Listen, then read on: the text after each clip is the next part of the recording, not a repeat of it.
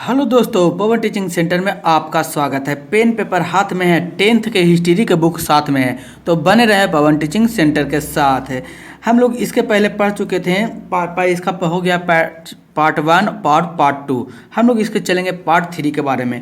Part 3 में करा 1917 की बोल्शेविक क्रांति क्या है। 1917 की बोल्शेविक क्रांति क्या है, उसी के बारे में हम लोग जानते हैं। 20वीं शताब्दी के इतिहास की एक महत्वपूर्ण घटना रूस की क्रांति है। 20वीं शताब्दी के इतिहास की जो इतना घटना हुआ ने, तो एक महत्वपूर्ण घटना किसकी है? रूस की क्रांति। इस क्रांति ने रूस के साम्राज्य अथवा जार के एकत्रित निरंकुश शासन का अंत का मात्र लोकतंत्र की स्थापना के ही प्रत्यय नहीं किया, अपितु सामाजिक, आर्थिक और व्यावसायिक क्षेत्रों में कुलीन पूंजीपतियों और जमींदारों की शक्ति का अंत किया तथा मजदूरों और किसानों की सत्ता को स्थापित किया। यही लोग हैं जो मजदूरों और किसानों की सत्ता को क्या किए? स्थापित भी किए। रूस की बोल्शेविक क्रांति सही मायने में नवंबर 1917 ईस्वी में संपन्न हुई। ये कब हुआ? नवंबर 1917 ईस्वी में संपन्न हुई। इसी क्रांति ने एक नई राजनीतिक सामाजिक व्यवस्था, समाजवाद का आदर्श उपस्थित करने के साथ साथ विश्व में सर्वप्रथम सर्वहारा वर्ग की सत्ता की स्वीकृति का भी प्रयास किया। यही लोग 1917 में जो रूस की बोल्शेविक क्रांति हुआ था, इन्हीं ने सर्वहारा रोग यानी कि सभी लोगों को, जिसमें सर्वहारा वर्ग में आते थे, कुलीन आते थे, किसान, वकील आते थे और बहुत प्रकार के आते थे, यही आते थे, डॉक्टर उकर सब सर्वहारा वर्ग के अंतर्गत आते थे। इन्होंने ही सर्वहारा वर्ग को क्या आगे बढ़ाया कर रहा है। हम देख सकते हैं जहाँ पर जार निकोल रूस की मानचित्र, किस तरीका से रूस की मानचित्र उस समय क्या क्या था, इसके मानचित्र को हम देख सकते हैं। रूस की मानचित्र जार निकोलस को जार की निकुष्ता एवं अयोग शासन। जार की जो शासन थी एकदम निकुश थी और अयोग शासन था। 1917 से पूर्व रूस में रोमनोव राजवंश का शासन था। 1917 से रूस में क्या था? रोमनोव वंश का शासन था। इस समय रूस के साम्राज्य को जार कहा जाता था और इस समय जो रूस के साम्राज्य थे उन्हें क्या कहा जाता था? जार कहा जाता था। रूस में एक कठोर राजनीतिक संरचना स्थापित थी। रूस में एक कठोर राजनीतिक संरचना क्या थी? स्थापित थी। 19वीं सदी के मध्य तक यूरोप की राजनीतिक संरचना परिवर्तित हो चुकी थी तथा राजतंत्र की शक्ति सीमित की जा चुकी थी। और जो राजतंत्र की शक्ति थी उसकी शक्ति को क्या कर दिया गया था? सीमित कर दिया गया था। परंतु रूस राजतंत्र अपना विशेषाधिकार छोड़ने के लिए तैयार नहीं थे। लेकिन इसके बावजूद भी रूस जो था, अब उसके पास जो विशेष प्रकार के अधिकार था वो छोड़ने के लिए तैयार नहीं था। जार निकोलस द्वितीय। कौन? निकोलस द्वितीय, जार निकोलस द्वितीय। अब आपको लग रहा है सर ये द्वितीय क्यों लिखा जाता है? इसलिए लिखा जाता है, इसके पहले जो थे उनका नाम जार निकोलस था और वो भी शासन कर चुके थे। उसके बाद ये पैदा लिए, इनका भी नाम जार निकोलस रखा गया। तो इसको क्या चीज जानने के योग से, यानी कि सुविधा, पढ़ने की सुविधा के अनुसार से इनका क्या बोल दिया गया? दो नाम रख दिया गया था। जार निकोलस द्वितीय हो गया। तीसरा अगर पैदा लेंगे तो इसका उनको भी जार नाम रखा जाएगा। तो इसको किस नाम से जाना जाएगा? जार निकोलस तृतीय के नाम से जाना जाएगा, क्योंकि पढ़ने वाले को लिए और समझाने वाले को क्या हो जाए? आसान हो जाए। जिसके शासनकाल में क्रांति हुई, राजा के दैवी अधिकारों में विश्वास रखता था। जो जार निकोलस थे जो दैवी अधिकारों में विश्वास रखते, दैवी मतलब भूत प्रेत, आत्मा, कहने, जादू टोना, इस सभी चीज़ों में क्या रखते थे? विश्वास रखते थे। कौन? Tsar Nicholas. उसे आम लोगों की सुख दुख की कतई चिंता नहीं थी। इसको है कहावत है, अपना काम बनता तो जाए जनता। आपको भी पता होगा उस प्रकार की कि इसको ने कोई चिंता ही नहीं था कि मेरा किसान, जो मेरे लोग हैं, निवासी हैं, यानी कहने का मतलब मेरे आम लोग हैं। आम लोग मतलब कोई जो शासन कर रहे हैं, जो मेरे जनता है, वो जनता किस प्रकार से रह रहा, उससे इसको कोई लेना देना ही नहीं रहता था। जार ने जो अफसरशाही बनाई थी वह स्थित, जड़ और अंकुश थी। नियुक्त का आधार योग्यता नहीं था। जो अपना जड़ और अकुशल थी, जो जार जो अपना अफसरशाही बनाया था, जिसमें जो अफसर रहते थे नहीं, इसका कोई नहीं कुशल कुशल रहे चाहे नहीं रहे, उससे मतलब नहीं है क्या होना चाहिए, उसका हुआ उस पद पर अफसर के रूप में वहाँ पर बैठा हुआ है। इसका आधार योग्यता नहीं था, जो अफसर बनता था उसका कोई योग्यता बढ़िया होना चाहिए नहीं, खाली यह होना चाहिए कि जार का कोई रिलेटेड हो या जान पहचान का हो, बस उसको अफसरशाही अफसर बना दिया जाता था इनके। अतः गलत सलाहकारों के कारण जार की अपेक्षाचारित बढ़ती गई और जनता की स्थिति बद से बदतर होती गई। यही कारण हुआ कि इसकी अफसरशाही बढ़ता गया। इसको जब अच्छा नॉलेजेबल योग्यता उसके पास है ही नहीं अफसर बनने के लिए, मान लीजिए सर अफसर बनने की योग्यता, मान लीजिए कि अफसर बनाया, उसमें अफसर बनाया कानून मंत्रालय को, कानून मंत्रालय में कानून कौन बनाया, उसको कानून के बारे में कुछ पता ही नहीं है, और इसको क्या दे रहा है, सलाह भी दे रहा है कि कानून को इस तरीके से चलाया जाता है। तो जब भी जिस व्यक्ति को जिस बारे में पता नहीं रहेगा वो सलाह देगा तो हमेशा क्या होगा, गलत सलाह ही होगा, जिसके कारण क्या होगा, इसकी अपेक्षा की और स्थिति जो बद से बदतर होती चलेगी। कह रहा है, कौन रहा है, कह रहा है, बोल क्या कह रहा है सर, हम की कह रहा है नहीं कि कृषकों की दयनीय स्थिति, इसके शासनकाल में कृषकों की कैसी स्थिति रहा था, दयनीय स्थिति हो गया था किस प्रकार से, जिसके बारे में जानते हैं। कह रहा रूस में जनसंख्या का बहुत संख्या भाग कृषक थे। कह रहा रूस में एक बहुत बड़ी जनसंख्या था, उसका एक बहुत बड़ा भाग था कौन, बहुत जनसंख्यक थे, परंतु उसकी स्थिति अत्यंत दयनीय थी। जो कृषक थे उनकी स्थिति बहुत बद से बदतर था, यानी कि स्थिति अच्छा नहीं था। 1861 ईस्वी में जार अलेक्जेंडर द्वितीय के द्वारा कृषि दास्ता समाप्त कर दिया गया था।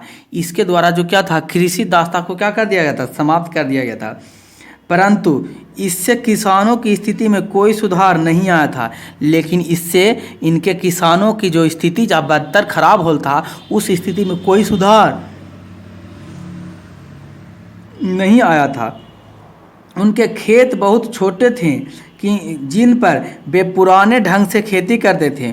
उनके पास पूंजी का भी अभाव था। उनका एक तो खेत छोटा, उसके पास पूंजी का अभाव भी, और वो भी खेती भी कर रहा था पुराने तरीक़ा से खेती कर रहा, जिससे कि ज़्यादा पैदावार हो नहीं सकता, तथा करों के बोझ में वे दबे थे। और करों के बोझ मतलब कुछ टैक्स इन पर इतना लादा जा रहा था कि एकदम उसका बोझ सह नहीं पा रहे थे। आमदनी कम, खर्चा ज़्यादा, ऊपर से टैक्स भी सरकार को देना पड़े, तो जनता किस प्रकार से जी पाएगी, आप ही बता सकते हैं। ऐसे में किसानों के पास क्रांति के सिवाय कोई चारा नहीं था। बस किसानों के पास ऐसे इस स्थिति में बस एक ही चीज़ बैठ गया था कि वह क्या करे, क्रांति करे, कौनती करे, क्रांति। कह रहा हम लोग कृषकों की देख लिए हालत और इसका शासन भी देख लिए कि किस प्रकार से था। अब हम लोग देख लें मजदूरों की दयनीय स्थिति, किस प्रकार से यहाँ जो मजदूर रहते थे उनका स्थिति कैसा था। कह रहा रूस में मजदूरों की स्थिति अत्यंत दयनीय थी। उन्हें अधिक काम करना पड़ता था, परंतु उनकी मजदूरी काफ़ी कम थी। इनको काम अधिक करना पड़ता था लेकिन मजदूरी कुछ मिलता नहीं था। उनके साथ दुर्व्यवहार किया जाता था। और इनके साथ कैसा व्यवहार होता था, दुर्व्यवहार। अतः वे अपनी स्थिति संतुष्ट नहीं थे, वह अपनी स्थिति से संतुष्ट नहीं थे। मजदूरों को कोई राजनीतिक अधिकार नहीं थे। अपनी मांगों के समर्थन में वे हड़ताल भी नहीं कर सकते थे। इसके पास कोई ताकत नहीं था। आई मांगते नहीं, जिस प्रकार से अभी कोई मांग होता तो हड़ताल हो जाता, जैसे किसान आंदोलन चल रहा, किसान हड़ताल चल रहा, इस प्रकार से यहाँ ऐसा भी नहीं था कि मजदूर अपने मांग के लिए क्या कर सकते हैं, हड़ताल भी कर सकते हैं। इसके पास ये भी अधिकार नहीं था। मार्क्स के इस शब्द की मजदूरों के पास सिवाय अपनी बेड़ियों के खोने के लिए कुछ भी नहीं है, उनका दशा का सही चित्रण करता है। इसलिए कुछ बोलते हैं, कार्ल मार्क्स बोलते थे कि मजदूरों के पास खोने के लिए अपने बेड़ियों के सिवा और कुछ नहीं है, पाने के लिए बहुत सारे चीज़ है। इस प्रकार से वहाँ के मजदूरों का स्थिति था। अब हम लोग समझ लेते हैं, अगला चौथा स्थिति में पढ़ लेते हैं, औद्योगिक के समस्या। औद्योगिकरण की समस्या किस प्रकार से वहाँ जार निकोलस द्वितीय में, जिस प्रकार से रूस में किस प्रकार से औद्योगिक की समस्या था और उस समस्याओं से किस प्रकार से ये बच पाए। कह रूस औद्योगिकरण पश्चिमी पूंजीवादी औद्योगिक से भिन्न था। रूस का जो उद्योग था ने पश्चिम पूंजीवादी जो पश्चिम में उद्योग होता था उससे भिन्न था। कह रहा पश्चिम को से रूस के ऊपर उत्तर, नीचे दक्षिण, इधर पश्चिम, इधर पूर्व। तो रूस के इस साइड में जो था अच्छा उत्तरी नहीं था। यहाँ कुछ ही क्षेत्रों महत्वपूर्ण उद्योग के केंद्रीय था। यहाँ कुछ ही क्षेत्र जो थे जो उद्योग के लिए बहुत इम्पोर्टेंट थे, बहुत ज़्यादा इम्पोर्टेंट थे। सभी क्षेत्र ऐसा नहीं था। यहाँ राष्ट्रीय पूंजी का अभाव था। राष्ट्रीय पूंजी यहाँ पर जो रूस में जो था, राष्ट्रीय के पास राष्ट्र सरकार ही पूंजी नहीं दे पाती थी। अतः उद्योग के विकास लिए विदेशी पूंजी पर निर्भर बढ़ गई थी। और उद्योग करना है तो कौन पूंजी आएगा? विदेशी पूंजी आएगा। कहने का मतलब विदेश से ही पैसा आएगा तभी आप उद्योग कर पाएंगे या कर सकते थे। विदेशी पूंजीपति आर्थिक शोषण को बढ़ावा दे रहे हैं, अतः चारों ओर असंतोष व्यापक था। और यही कारण धीरे धीरे ये चीज़ बढ़ता जा रहा था। इसलिए सभी जगत में किसानों में असंतोष का जनक माहौल, मजदूरों में असंतोष का माहौल बना था। अब उद्योग के काम में भी असंतोष का माहौल क्या हो गया? बन गया। यही कारण था कि असंतोष का माहौल धीरे धीरे बढ़ता चला गया। अब कह रहे हैं रूसी की नीति। रूसीकरण का नीति क्या था? ये क्या चाहते थे? कुछ करना चाहते थे कि अपने बैठ के अपने ऐश मौज करने में लगे हुए पड़े थे? तो कह रहा सोवियत रूस विभिन्न राष्ट्रीयताओं का देश था। यह मुख्यतः स्लावी जाति के लोग रहते थे। रूस में कौन से जाति के लोग रहा करते थे? स्लावी जाति के लोग रहा करते थे। इसके अतिरिक्त फिन, पोल, जर्मन, यहूदी आदि अन्य जातियों के लोग भी थे। ये भिन्न भिन्न भाषा बोलते थे। और स्लावी जाति के अलावा यहाँ फिन, पोल, जर्मन, यहूदी और अनेक प्रकार की जातियाँ जो थी, यहाँ भिन्न भिन्न अलग अलग प्रकार के भाषाएं क्या किया करते थे? बोले करते थे जो। तथा इनका रस्म रिवाज भी भिन्न भिन्न था। और इनका क्या था? रस्म रिवाज भी क्या था? भिन्न भिन्न था। परंतु रूस के अल्पसंख्यक, कौन संख्यक? अल्पसंख्यक समूह जार निकोलस द्वितीय द्वारा जार की गई रूसीकरण की नीति से परेशान था। यही कारण था इसके रूसीकरण की नीति से क्या था? बहुत परेशान था यहाँ के लोग। इसके अनुसार ने देश के सभी लोग पर रूसी भाषा, शिक्षा और संस्कृति लादने का प्रयास किया गया।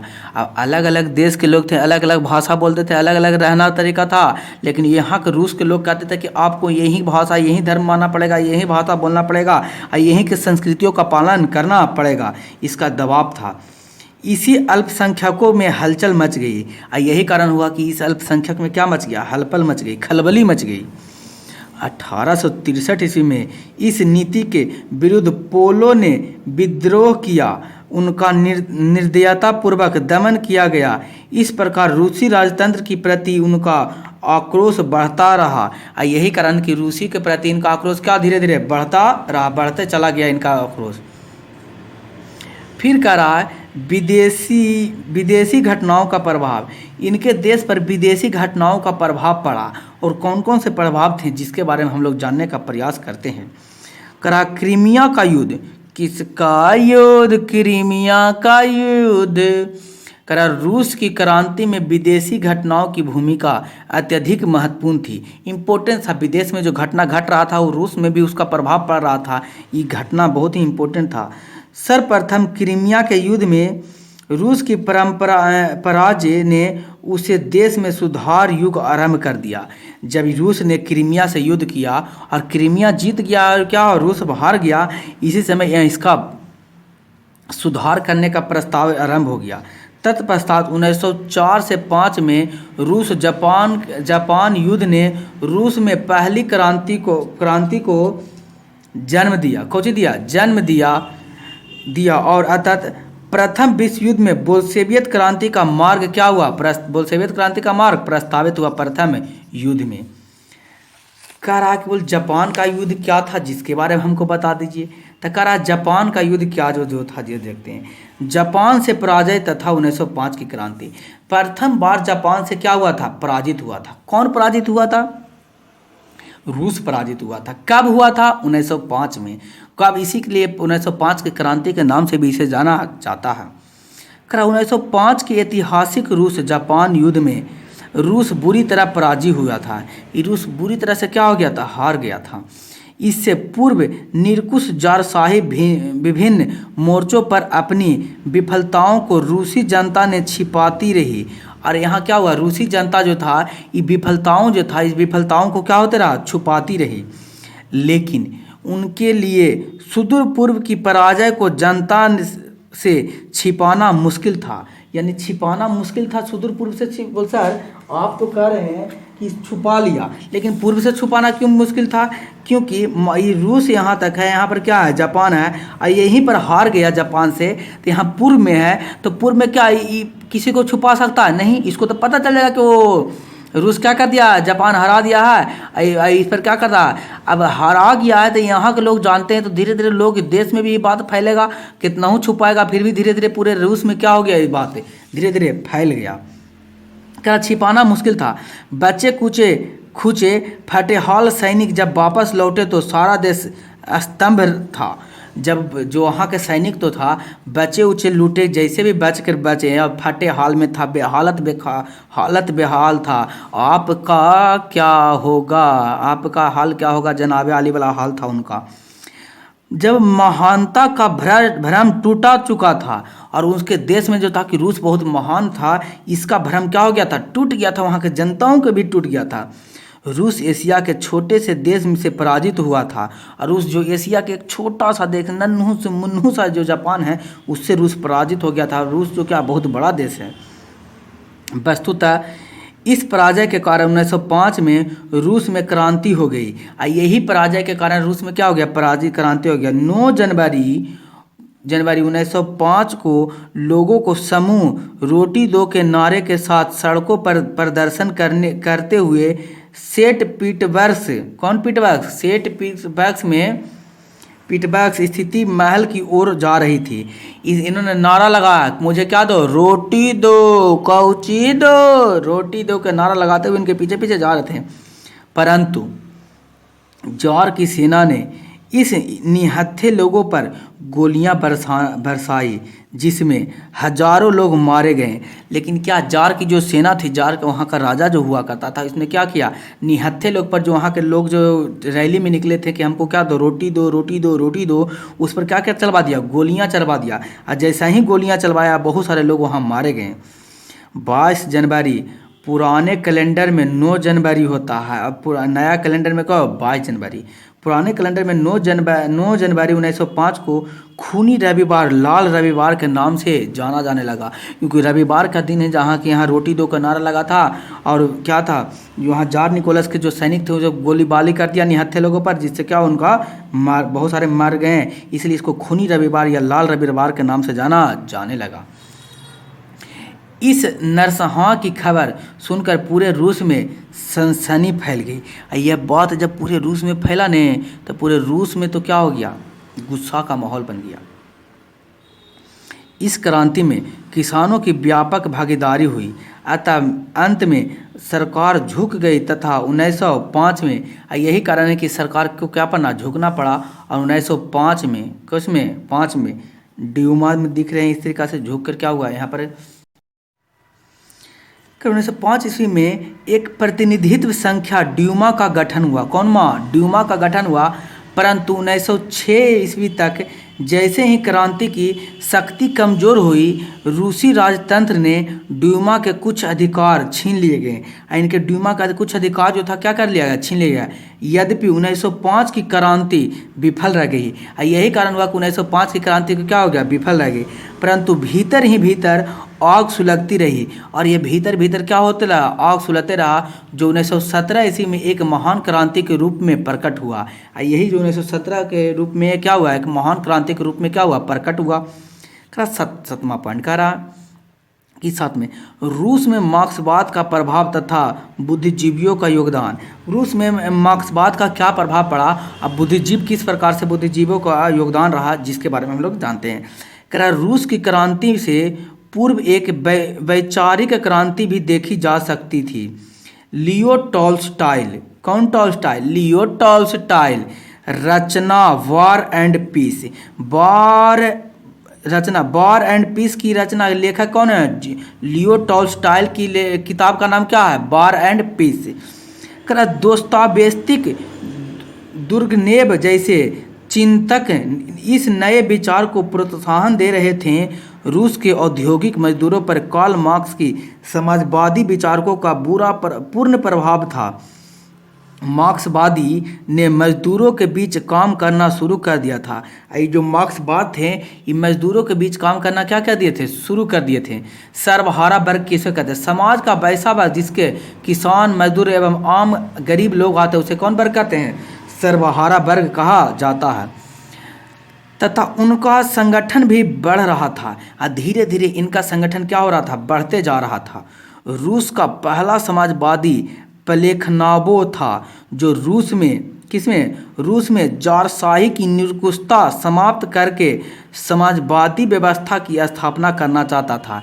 ये चाहते थे कि रूस में जो निरंकुशता का शासन है, जो जार निकोलस द्वितीय के द्वारा चलाया जा रहा है, इसको ख़त्म करके हम क्या साम्यवादी व्यवस्था का क्या करना चाहते हैं? स्थापना करना चाहते हैं।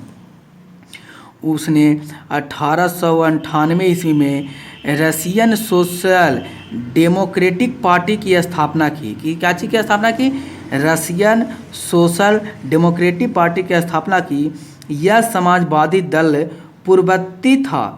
शीघ्र ही 1903 ईस्वी में साधन एवं अनुशासन के मुद्दे पर पार्टी में फूट पड़ गई। यही कारण है कि शासन और अनुशासन के पार्टी में इनके क्या हो गई? मुद्दे पर फूट पड़ गई। इसके परिणाम स्वरूप बहुमत लाभ दल बोल्शेविक कहलाया। इसका क्या हुआ? बहुमत दल क्या कहलाया? इसी को कहते हैं बहुत मत वाला दल, इसलिए इसको नाम पड़ा बोल्शेविक कहलाता है। बहुत मत वाले दल को क्या कहते हैं? बोल्शेविक दल कहलाता है। अल्पसंख्या मत वाले दल को क्या कहते हैं? मेंशेविक। बोल्शेविक क्रांति यानी कि बहुत दल था, इसमें बहुत सारे लोग थे, इसलिए बोल्शेविक हुआ।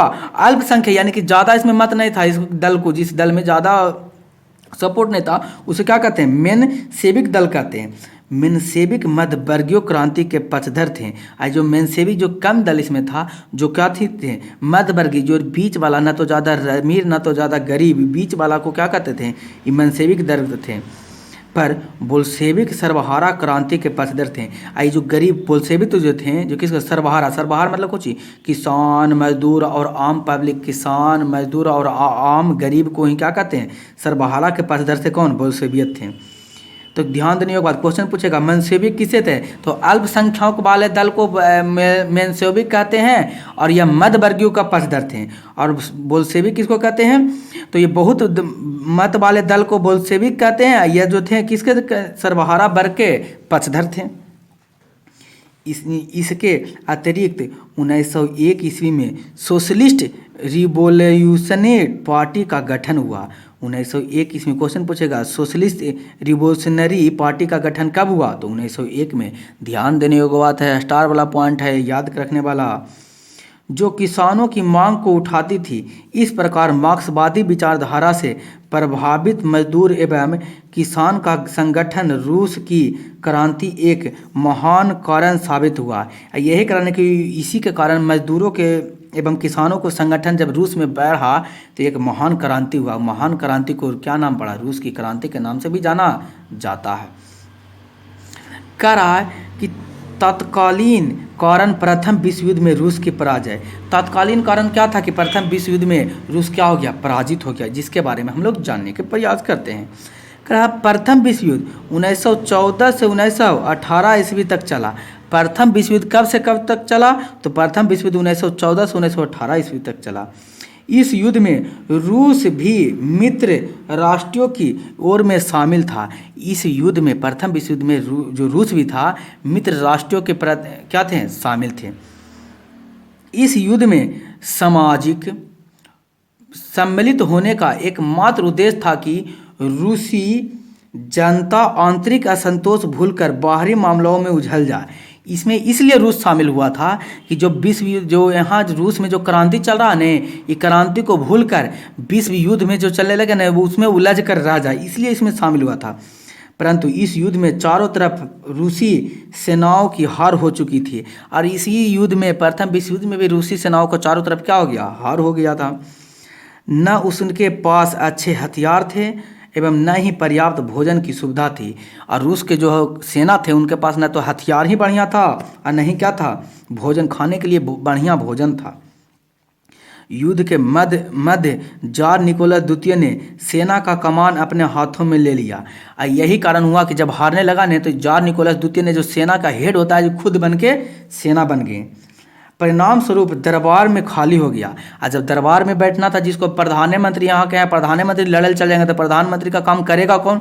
उसी प्रकार जब ये लड़ने चले गए वहाँ से जो सैनिक जितने लड़ने चले गए तो दरबार क्या हो गया, खाली। तथा उनकी अनुपस्थिति में जरीना, जार निकोलस की पत्नी, जरीना कौन थी, जार निकोलस की पत्नी थी जरीना, उसका तथाकथित गुरु राम अनुसार जरीना गुरु रासपुटिन, जो रासपुटिन कौन थे, गुरु रासपुटिन को थे एक पादरी को षड्यंत्र करने का मौका मिल गया। यहाँ इसके पादरी थे, वो षड्यंत्र करने का मौका मिल गया क्योंकि इनके पास इसकी पत्नी जो जार निकोलस की पत्नी जरीना थी, कौन रीना, जरीना, उसके पास इनके पास राजनीतिक के ज़्यादा ज्ञान प्राप्त नहीं था, ज़्यादा जानकारी नहीं।